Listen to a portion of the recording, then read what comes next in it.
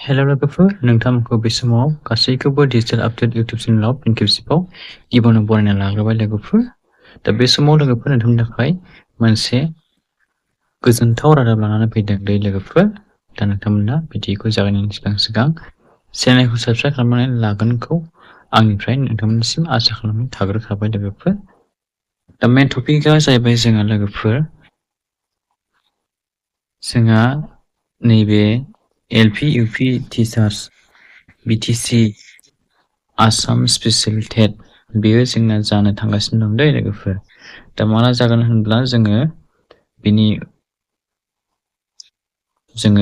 advertisement फाइलखौ नायगोन लोगोफोर माला जानो थांगासिनो दं जोंना एग्जामाहाय दा जोंहा नटिस फैदों आरोखि मोनसे आसाम टिचार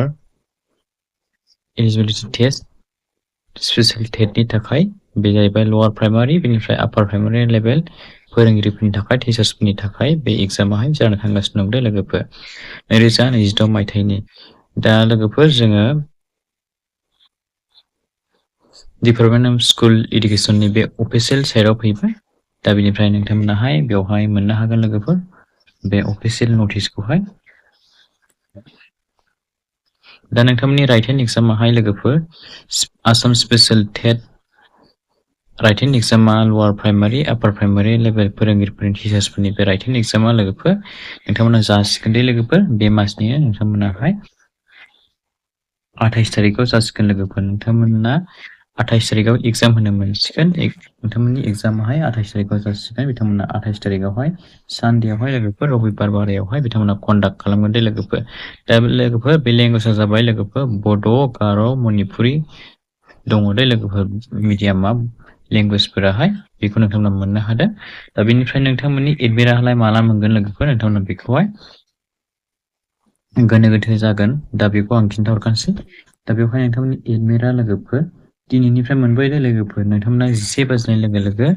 दिनैनिफ्राय नोंथांमोना मोनसिगोन एडमिट कार्डखौ डाउनलड खालामनानै लानो हासिगोन लोगोफोर गावनि बे एप्लिकेसन एप्लाइ खालामनाय समाव नोंथांमोना एक्न'लेजमेन्ट रिसिप्ट मोनोना बेखौहाय नोंथांमोना लानानै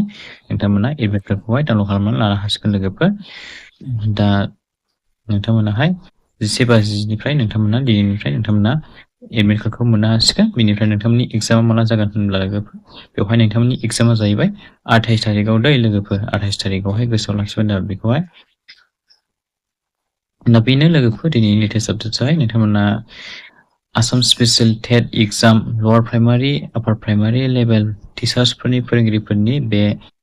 टेट एग्जामाहाय दा 28 तारिखआव जासिगोन जाहैबाय सानडे रबिबार बारायावहाय दा नोंथांमोना गासिबो मिन्थि मोनबाय लोगोफोर नोंथांमोना जेसे हायो एसेनो बे भिडिअखौ लोगोफोरनो शेयार खालामना होदो जाहाथे बयबो मिन्थियो बेजों लोगोसे नोंथांमोना चेनेलखौबो साबस्क्राइब खालामनानै लाग्रोनाय जोब्बानो जाबाय दे लोगोफोर थ' लोगोफोर बिदिब्ला आं दिनै भिडिअखौ एसेखिनियाव फोजोबबाय थेंक इउ फर वाचिं